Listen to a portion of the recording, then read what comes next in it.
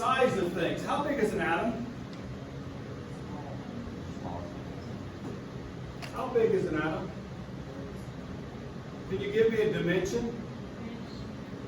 Now we can actually look at atoms, right? And this is a region occupied by electrons in blue, right? And if I size that appropriately, it's in the angstrom realm. Okay, at least for an atom of this size, it's a relative size. The smaller, well, if I go to the periodic table, which is the smallest element? Hydrogen. What's the largest one? You go down to 118, right? So those have relative sizes, right? And we measure those with meters. Now, more commonly, we use nanometers. Okay, in the past, we used a unit called the angstrom. An angstrom is literally an A with the Greek symbol over it or a circle over it, and so that was the symbol, and it's equal to 10 to the minus 10 meters to give you that relative size. What's a nanometer? What's its size in terms of meters? 10 to the minus 9 meters, right? And then, so we would use that to look at it in that fashion. And then down here, then we go all the way to, when we're looking at the nucleus, to 10 to the minus 15. And so I think those sizes are important. Nucleuses are small, itty bitty, right? So 5 powers of 10 smaller than the atom itself. Now, what's interesting is that we're going to learn about some experiments, and most of the mass of the atom is contained where? In the nucleus, right, as protons and neutrons. And so that makes them very dense, and so it allowed for some cool experiments to be done. Well, that's how we learned that that nucleus was so small with these cool experiments. And so we're going to talk about those in that relationship. Atoms, how do we know they exist? Okay, so this is an extension of chapter 1, and I'm going to say in the modern world, we have really cool tools. Okay, to have understood that there were atoms before the modern world is interesting. Okay, because they had no power, they had no electricity in many cases in early experiments, and some things were measured very precisely. Right, you guys with me? With the lack of modern tools. But modern tools would say that, well, you guys see the colored picture up there? It's artificially colored. Right? That's done with a microscope. It's exploring along the surface. The tip of that is atom in size, right? Or atoms. And so as it goes along, it can actually find the molecule components. Right? And so if you're looking at that, you see the ring of atoms attached to a substrate, and so those rings are shown in that picture there. So we know they're present, we know the spacing of them because we know the distance of the tip and how it reacts to finding something, and so it's really kind of cool, right? So I can't see an atom with my eyes, but I can see atoms and molecules with my tools. Okay? So we want to grow your toolbox to understand atoms. All right? Modern atomic theory is elements are composed of things that are very tiny. They're called atoms. All right? Atoms of any given element have the same chemical properties, right? And the same number of protons. You guys already know this, right?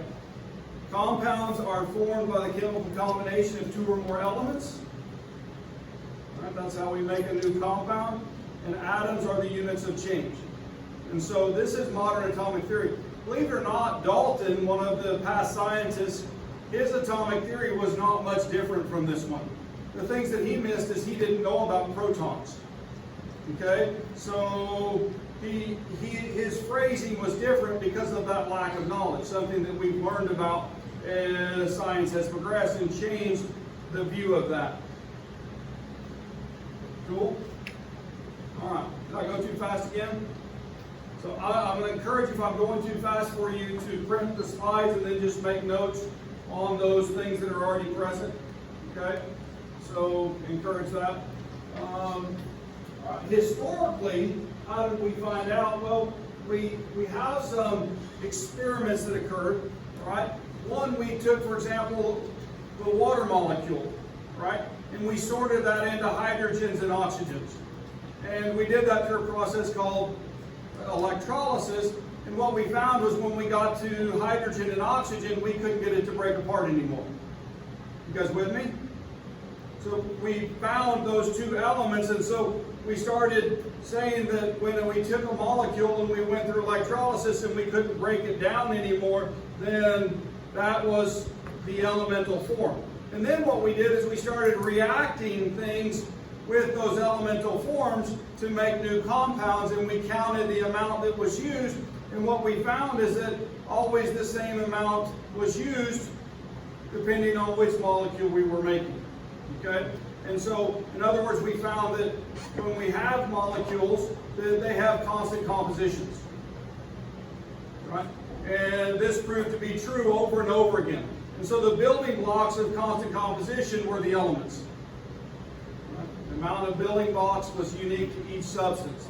Can you guys think of something, for example, a molecule that has a constant composition that you know? Water's one, right? H2O. What's another one? You guys got any more? Table salt. Table salt is 1 sodium to 1 chlorine, right? And what about CO2? 1 carbon to 2 oxygens and so on. So I want you guys to hold that, and I want you to think about that with the law of conservation of matter. Okay, so law of constant composition is kind of the opposite, right? Or they talk about the same thing but from different perspectives. The conservation of matter says that while mass ratio of elements and substances did not have any logical pattern, when multiple compounds can be formed from the same elements, those ratios related in whole numbers. Okay? And so they're related in whole numbers because the building blocks are atoms. And we could find that. Now, we actually originally didn't measure it by atoms. How did we originally measure it? Anybody know? How do we measure it? How did you guys measure water accurately in lab yesterday? You weighed it, right? So they would weigh things, or they would do volumes of things. So we talk about how's a good way to measure a gas? Volume, and then if we can determine its density, then from there we can get to the grams of it.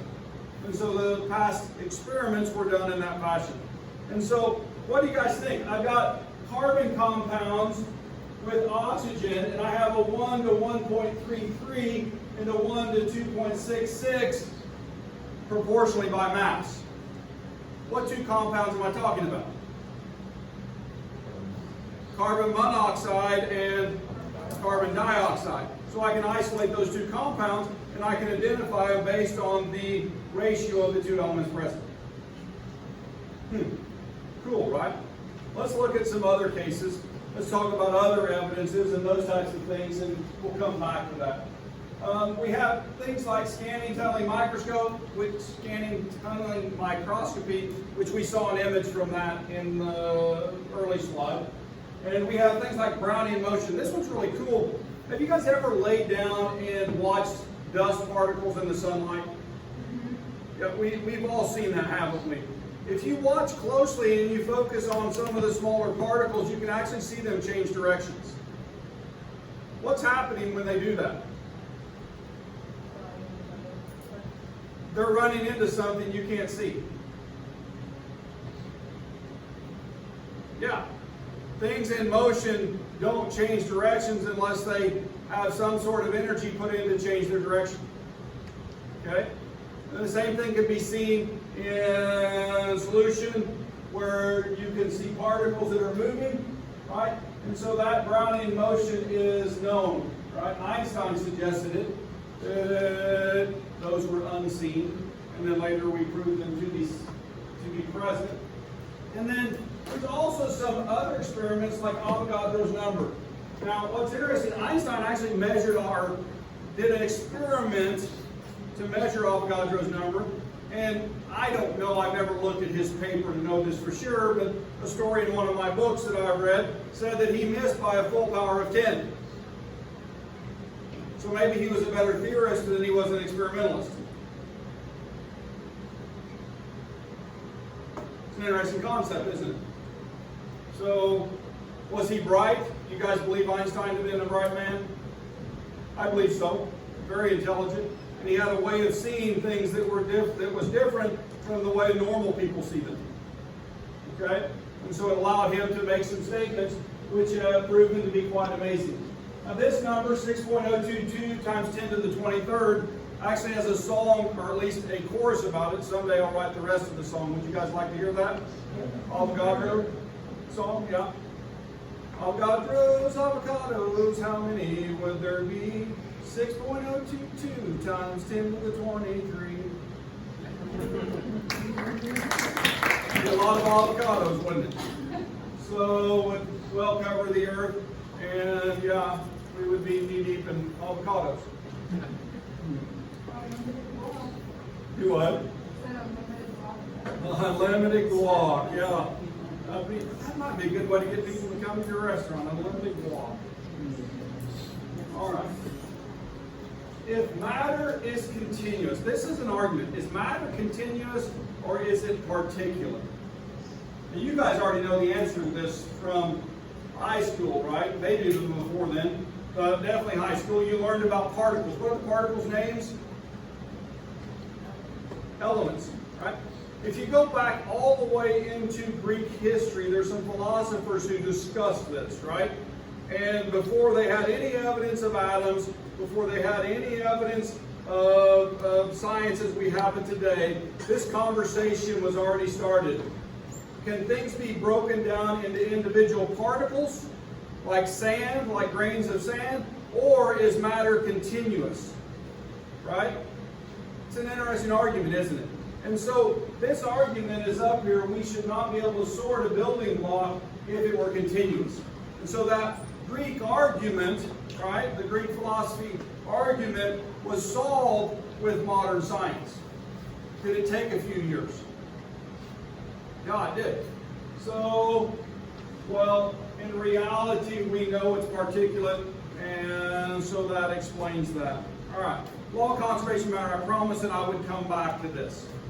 Okay? If I have 5 grams of copper and I react it with 2.54 grams of sulfur, it would make 7.45 grams of copper sulfide. Okay, you guys with me? So if I'm looking up here, 5 grams plus 2.45 grams yields 7.45 grams. Right? If I have 10 grams of copper and 2.45 grams of sulfur, how many grams of copper sulfide would I make? 7.45. 7.45. Why? It doesn't react. It's in excess, isn't it? Okay? So what we're saying is that there's an amount of particles that combine together, and those ratios are known. Now, in our modern chemistry, what do I do with these numbers? Do I use grams or do I use another unit? I use moles, right? I use an Avogadro's number of particles. 6.022 times 10 to the 23rd power of coppers is 1 mole, right? If I wanted to get 1 mole of that, how many grams of copper would I have to get? The answer's on the board, or on the periodic table above. 63.5 grams. So if I had 63.5 grams of copper, I would have 1 mole of that. You guys with me? Yeah. So I want you guys to think about it from that perspective. Now we're going to learn to do those calculations, and we'll use them frequently. Okay? So this is a skill that I'm going to try to give you, but in terms of the law of conservation of matter, this is the way it works out, right? And so we measure the leftovers and ultimately determine the mass. There's experiments to do that. You're going to learn how to do the determination of a molecular weight of an unknown in laboratory as a future experiment. Okay? So there's ways to do this. Wet chemistry, okay, where we do reacting ratios of known compounds with an unknown to determine the number of moles present. And so it's the way someone before modern chemistry, before mass spectrometer, would have determined that. Cool? All right, so law of constant composition, sort of the reverse law of conservation of matter. And so these are the sorting experiments that can be done. Water and hydrogen can be sorted, and hydrogen or oxygen could not be further broken down. And so ultimately, early on, we found about 90 elements. Okay, we found about 90 elements occurring naturally. We'll talk a little bit about the periodic table and its value and some predictions that were made with the first one that made it accepted by the science world. But if I'm looking at that, is there more than 90 now? Yeah. Now you realize that many of these have been made in an experiment or in a laboratory. Okay? Particle accelerators and so on. And so many of those elements have been made in that fashion. And so, in fact, there's some scientists who are quite famous for making new elements and so on. One happens to be a female scientist. Does anybody know her name? Marie Curie. And what's interesting about her? She has 2 Nobel Prizes. Okay? Just to let you know that. That's unusual. All right. Malachite. Isn't this a beautiful, anybody know the green of malachite? It's a precious stone, right? It's a mineral, okay? Mineral malachite. And it contains the elements copper, carbon, hydrogen, and oxygen. Okay? It contains those elements. The ratio is 57.5 to 5.43 to 0.91 and 36% oxygen by mass. Okay? So when I have malachite, those elements are present in those ratios. You guys with me? And so if I go look at the next slide, this is a data table. Okay? This is a data table. And this data has samples of malachite from France, Arizona, South Africa, Spain. I'm still waiting on Elon Musk to bring some home from Mars. Okay? So we'll see. All right. So, but if I'm looking, wait a minute. The first sample has 20.7 grams of copper, and the second one only has 5.7. Those can't be the same thing, can they? Ratio? The question was just asked, is the ratio the same? So have these numbers been processed? They haven't been processed, have they? And so how do I process these numbers? We're talking about percent by mass, right? And so these are giving masses, grams of each. So, well, I've got a piece of pie here, right? And I want to know how big each piece is. Proportionally, right? So here's my piece of pie. And how many different pieces do I have? 1, 2, 3, 4. I should have 5 or 4. 4. 1, 2, 3, 4. All right, we'll make the biggest one. Which one's going to be the biggest? Copper. So we'll make this piece Cu, right?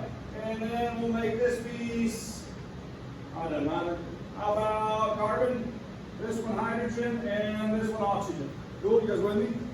So I've got one whole pie, right? I want to know the piece size. I'm given the mass of each piece. I want to convert that to a percentage. What are you going to do? I'm going to add them together. So I'm going to start with the France one. I want this row to do France. Okay? I want you to add 20 plus 1.9 plus 33, or 0.33 plus 13. And then I want you to divide it into 20. Okay? Use all the sig figs up there. I want you guys to do Arizona. Okay? I want you guys to do South Africa. I want you guys to do Spain. Which one do you guys want to do? Spain? Is that what you said? France? Do France. And you're South Africa. So that one's South Africa, this one's France. And so what I want you to do, now I think you guys should be practicing this because this is a skill you have to have for this class. This is going to be a test question. It's probably not going to be on malachite, but I'm going to ask you to calculate the percent composition of some compound. Okay? So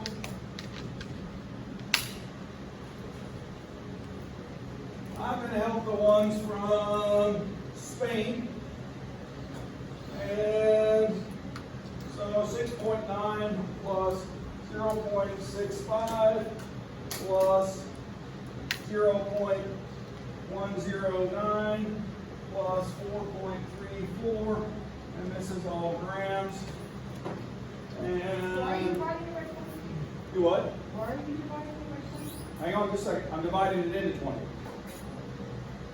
Hang on. We'll get there. Go watch. You're unsure. All right. So when I add those together, does someone have that calculated already?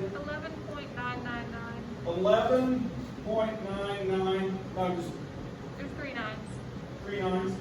All right, 11.9999. So this is grams total. Okay? So now if I go up here and I'm working with Spain, if I take 6.9 grams, divide that by 11.999 grams, right? Good with me? And then multiply that times 100%, and without doing anything else, okay, and not asking for the calculation, the answer should be 57.5. You guys with me? So this is equal to 57.5. Right? And so this is the copper percent in malachite. And so the sample from Spain, is it Spain that I did? Yeah. The sample from Spain has 57.5, sorry, I forgot to put the percentage sign on there, my bad.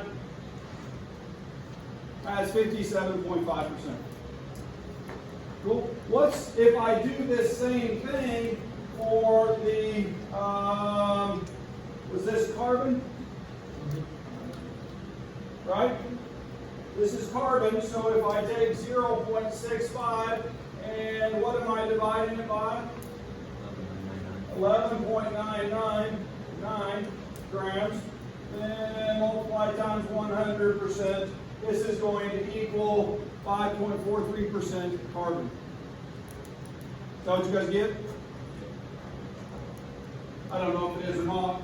If I picked the right one, if I left those in order, yeah.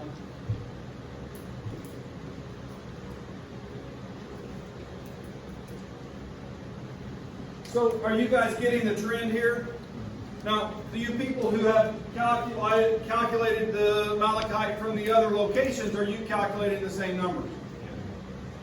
Yeah, and I wanted you to see that, right? I want you to be able to set up a percent composition calculation automatically. We'll use them a lot, okay?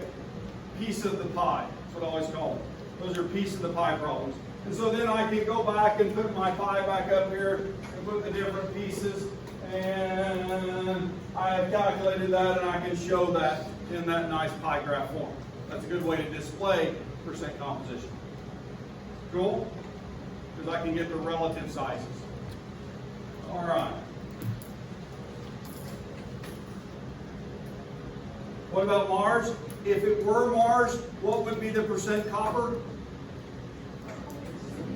57.5%, whatever that weight was, we could proportionally calculate the rest of them, couldn't we? Now, I'm going to ask a quick question. Is every malachite mineral crystal pure?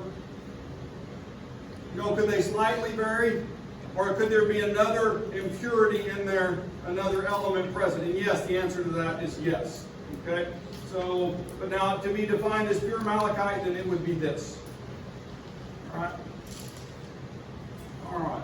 We've already mentioned this one, CO versus CO2, law of multiple proportions, 1 carbon to 1 oxygen, or 1 carbon to 2 oxygens, and we can verify that in the same fashion. Okay? We can verify that in the same fashion with an experiment to separate those. I can think of hundreds of options so that we could make examples of for the same ratios, type ratios. Okay? Law of multiple proportions, and related to the law of constant composition. And so anyway, summarize all of it, what I've been trying, the historical evidence. Now we're going to get some more modern experiments in a future lecture and talk about how the nucleus was discovered, how electrons were measured, and charge found on them. And so we're going to talk about some of those fundamental experiments. But for this chapter 1, this is the summary. If matter is particulate, then we should be able to see them, okay, through some form of measuring. And they could be in motion. Well, Brownian motion is possible.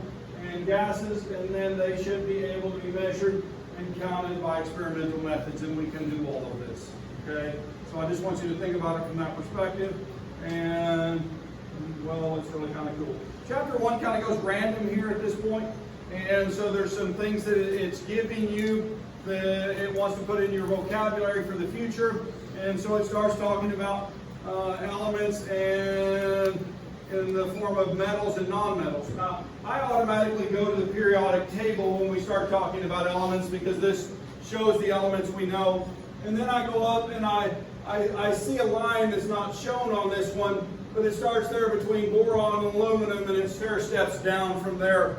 And everything above that is a non-metal, and everything below that staggered line is a metal. The things right on the line are called semiconductors, right? You guys with me? Or semi-metals, and they have, well, attributes of both. Even carbon, which is way up in what looks to be way up in the non-metals, can be a little conductive, whether you know it or not. Okay?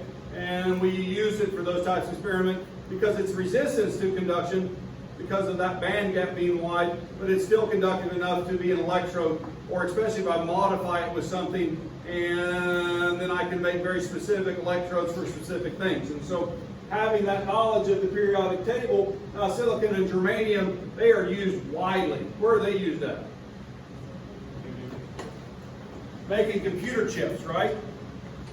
Yeah, and so those are, well, every one of us carries them in our pocket, those elements, in our cell phones, right? Our computers all use those. And so that's always interesting.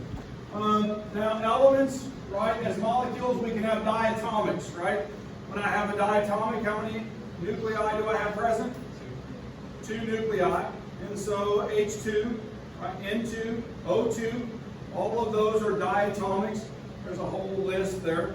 And those combine in those ratios. And many of them are gases, but some of them are even solid, right? I2, for example, is a solid at room temperature. Right? Now, if I look at I as another periodic thing, is I, right, iodine, is it larger or smaller than the elements above it? It's larger, isn't it? It has more electrons outside of the nucleus, and so it makes them bigger. Well, it also makes them stickier. Okay? And so they're solid, iodine is solid at room temperature. Bromine, right? It's a liquid at room temperature, and above that, they're gases. Okay, cool? You guys with me? All right, so now, there's other combinations like P4 and S8. Sulfur, every chemist has used an example of S2, right? The diatomic sulfur. But did you know if I go to get sulfur in my stockroom, it is not S2? It's a solid, and what form is it in? It's S8.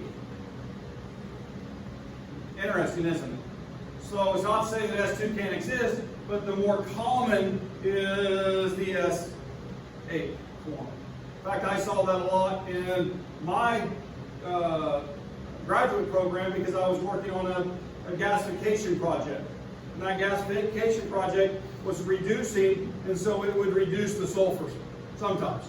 And so we would get S8, and you would see it in our mass spectrometer that we were looking at the samples with. And very, very clearly showed what it was. Now, there's also another word. This is a definition you guys may not know. Okay? It's called an allotrope. Now, an allotrope is when I have the same element, but in different combinations. Right? Different numbers of atoms. So I have pure oxygen, but I can also have pure ozone. You guys with me?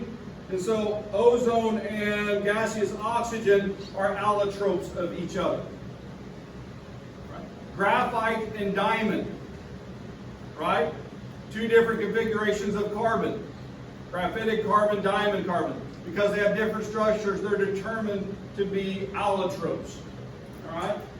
Phosphorus, P4, has white phosphorus is P4, and red phosphorus, structurally they're different, right? And even in 2004, there's a new phosphorus allotrope that was discovered, okay? And So just, that's language, right? So this is a word that we're wanting you to know, and so when you read that, you won't be lost. My oldest son and I were actually laughing the other day because we were on the phone, and he's been watching my lectures as I post them on YouTube. Nothing better than your 21-year-old engineering son to be making comments. And I told him I had an error in 17 minutes, so when you read his comment, if you happen to when you get there, I fed him that, right? And then he posted it, and you want to strangle him, but then it's really funny too, right? But we were talking about the pronunciation of chemical words, right?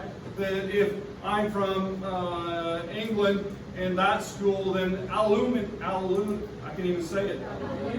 Aluminium, yes. But we call it aluminum here, right? Or I went to a lecture when I was in graduate school where the gentleman was from Oxford University, English trained, and he was talking a physical chemistry experiment with the molecule methane. And he talked all about methane, right? And it's methane here in the United States. And I had no idea what molecule he was talking about until he put up a figure on the board which had CH4 in it. It was confusing, wasn't it? So to have good language and an understanding, for example, to know what an allotrope is often useful. Okay, so I'm justifying why we're teaching you that, because you run into it at some point. If nothing else, it might win you $1 million. I saw it in a game show on TV one time. They asked a question, I think it was about hydrogen or helium, and I knew the answer to the $1 million question. Now I would have been out long before that, but I didn't know that last one. Okay? Did he get it right? I guess he got it right. Yeah, he got it right. Yeah, one. So, all right. Symbols.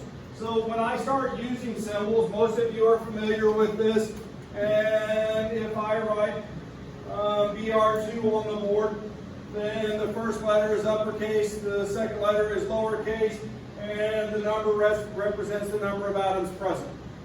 Simple as that. Now if I have a single letter, then it's just that one letter.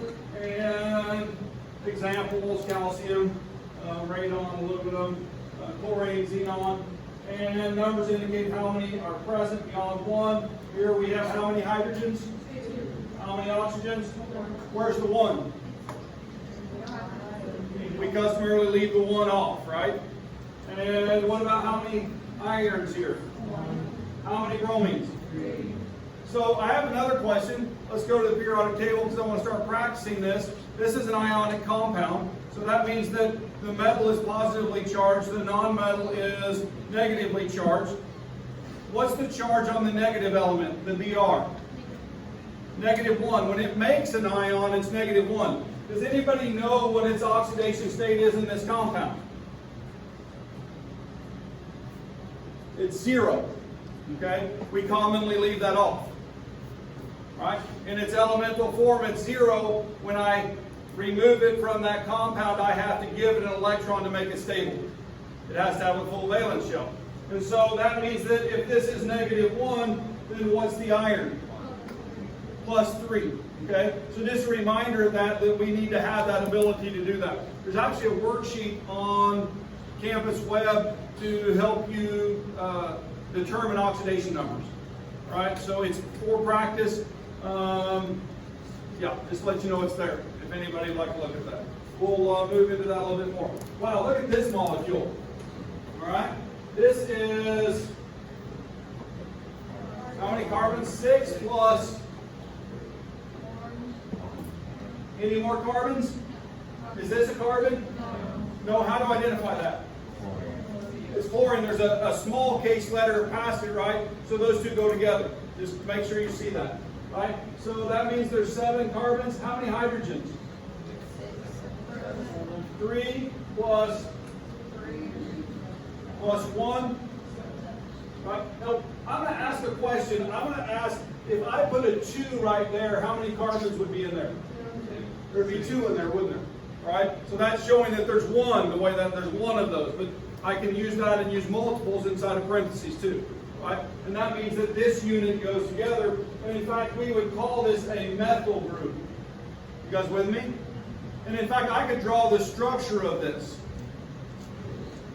right? Now, I wouldn't know the appropriate positions of each of the functional groups, right? Because it's not designated in the formula, right? So whether they would be metapara or whatever that would be, okay? I can't identify, but I could, we can write that in such a way that you can, right? So we'll learn how to do that. All right, anybody know what we got going here? What is this?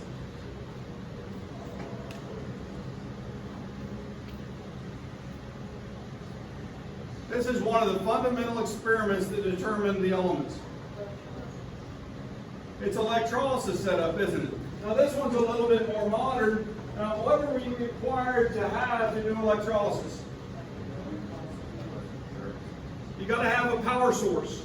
You have to have electrons available, okay, from some form or another, right?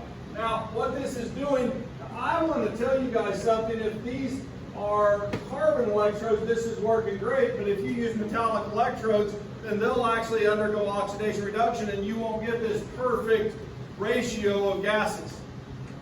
Okay? Now, I have a quick question. This is water that's undergoing electrolysis. Which test tube has oxygen and which test tube has hydrogen based on volume? Right. The right side is hydrogen and the left side is oxygen. Now, I've got a box next door which I can't go get because there's another class in there. And that box is 22.4 liters. Right? And if I had a gas at standard temperature pressure, right, it occupies 22.4 liters. Okay? 1 mole of that gas. I shouldn't say it that way. So if I did a mole of water, right, and I did electrolysis on it, I want you guys to start thinking about a little bit of math. I step forward, I can't help it. I'm trying to stay back here behind the line. Okay? If I did it with a mole of water, okay, how much gas would I have in the right side? 2 moles. Or 2 times 22.4 liters. How many would I have on the left side? I would have 1 mole, or how many liters? 22.4. That's kind of cool, isn't it? I mean, let's think about that. That is cool. It made measurement of these small particles improve the particle concept, didn't it? Now, in the real world, if I got really cold, those would vary. Okay, because molecules become sticky. Or if I get really hot, we're talking about working at standard temperature pressure. Okay, we'll define that later. All right. Oh gosh, we're about to finish this slide set. I know that because this slide is the last one. And it says, when a sick chemist goes to the doctor, what is the expected outcome? It's an elemental joke. It's elemental humor, right? To healing them or cure them. What if that doesn't work? Bury them. Yeah. That's what you do to old chemists. You bury them. All right. What's the element that is the favorite for Weight Watchers?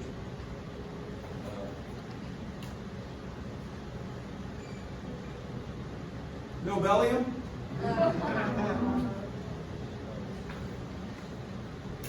How about,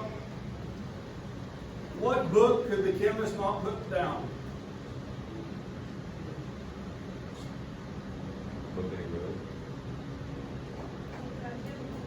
A book about helium. Right? Few elemental jokes. You guys all right with those? I just throw them in periodically. I'll just let you know. Oh yeah. Bada bing. We're going to move right on. Anybody have any questions related to the content we've covered so far today? Anything, any other things that you have questions or comments on?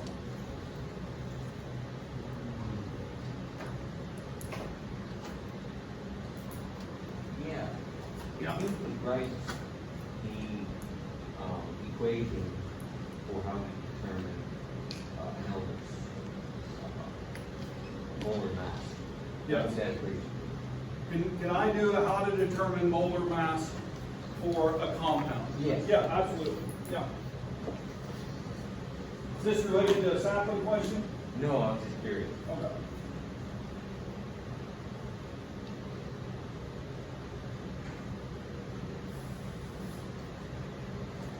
What compound would you like to do?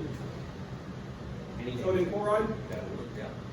So if I have NaCl and I want to know the molecular weight for that compound, then I would go up to the periodic table and I would find my two elements, 22.98, or I'm going to call that 23. Is that okay? Yeah. And then I'm going to go over to Cl and it's 35.5. Okay?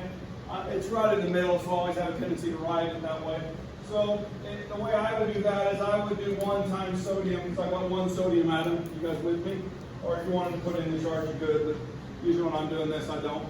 So I have 1 sodium, right, times 23 grams per mole, and I have 1 Cl times 35.5 grams per mole. And I go ahead and show that multiplication out because if this were 2 sodiums, then I would have a 2 right there, and it would be 2 times 23, right? You guys with me? And so I put my equal sign in, and I put in my 23 and my 35.5. Now I do a little bit of Dr. Garrison math here. All right, this is my setup for calculating all molecular weights. And then what I do is I put an addition sign down. Okay, you guys with me? Because now I'm going to make my compound. And so that's a 5, that's an 8, and 58.5 grams per mole for NaCl. So in that fashion is the way I would calculate it. Cool? Yeah. All right, any other questions? That is a skill I definitely want you to have. I'll practice that in as much as you want me to. Okay? So, all right. Is that, why is that a plus? What is that? Over here? This one. Yeah, I said this is Dr. Garrison math. I did math this direction, and then I did math this direction. Oh, okay. You with me? So I did a multiplication here, the number of atoms present times the atomic weight. And so I did that twice. And then, so this is the answer to the first one. And this is the answer to the second one. And then I just put a line in and a plus sign right there, and I added them down to get that. Yep. Oh yeah, a lot of times. At least you can get some ideas based on molar mass. We use that so often in chemistry in a technique called mass spectroscopy. And so we can put a compound or element into the mass spectrometer, and then it literally gives the weight of that in a mass to charge ratio. You have to sometimes do a little bit of figuring to get there, but Dr. Easton in organic chemistry for structural organic, they use it all the time. Okay, it's a very valuable technique. We use it in environmental chemistry also when we're looking at trace contaminants in the environment, and so you can take those molecules, put them into a mass spectrometer. A couple different types of feed systems for that, depending on what you're looking for, whether it be a metal or an organic compound, and in the same fashion use that molecular weight to help identify what it is. Now you do confirmation chemistry in the environmental world, so you actually would take a standard of the same compound you think it is and run it through your same method and see if you get the same answer. And so, yeah, definitely. Powerful. Anything else? What's the difference between precision and accuracy?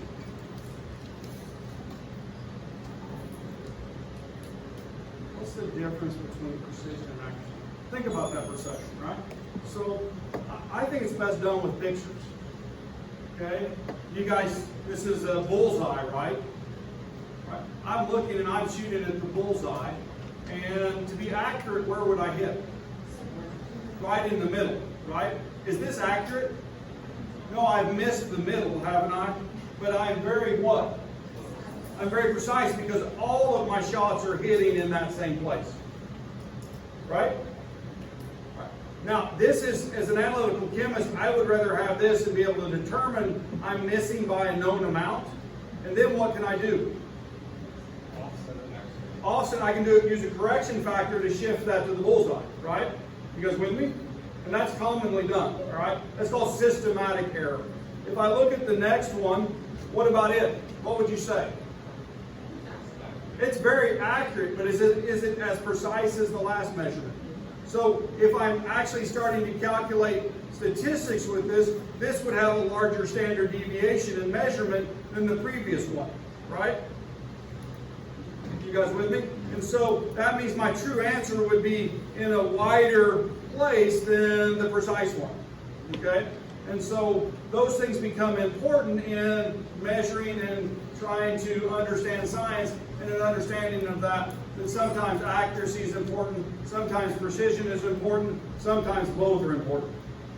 Okay? So it's a goal for an analytical chemist to be precise and accurate all the time. It's hard to do all the time. Okay? I'll let you go. That's a wonderful day of lecture. And I will see you guys, some of you, half of you tomorrow, and the rest of you again on Friday. So,